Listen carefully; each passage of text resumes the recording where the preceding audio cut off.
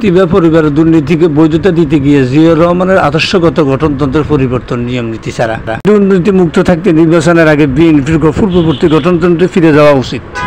আগামী জাতীয় সংসদ নির্বাচনের জন্য ডিসেম্বরের আগে একটা রোডম্যাপ অবশ্যই আমরা চাইব। তারা ক্ষমতার দরকার, তারা দেশের উন্নয়নের দরকার। দেশের সংবিধানের চেয়ে দলীয় গঠনতন্ত্র পরিবর্তন করা জরুরি। দুর্নীতি, চাঁদাবাজ, অর্থ আত্মসাৎকারীকে নির্বাচন করে ক্ষমতা আনার অর্থ হলো এই দেশে হাসিনা সরকারের নীতি সঠিক ছিল। যদি এই নতুন বাংলাদেশ গড়ার জন্য ছাত্রদের জীবন দিয়ে কী লাভ হলো? তাই দলীয় গঠনতন্ত্রের নীতিগত পরিবর্তন না হলে নির্বাচনের রোডম্যাপ দিয়ে কী লাভ হবে?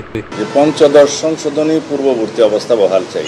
গধারায় বলা ছিল, দুর্নীতি পরায়ণ বা দেউলিয়া কোনো ব্যক্তি দলের কোনো দায়িত্বে থাকতে পারবেন না। মূলত জিয়া অরফানেজ ট্রাস্ট দুর্নীতি মামলায় বেগম খালেদা জিয়ার 10 বছরের জেল ও 21শে আগস্ট গ্রেনেড হামলা মামলায় তারেক জিয়ার যাবজ্জীবন কারাদণ্ডের কথা মাথায় রেখেই কোনো আলোচনা ছাড়াই গঠনতন্ত্রের এই ধারাটি বিলুপ্ত করে বিএনপি।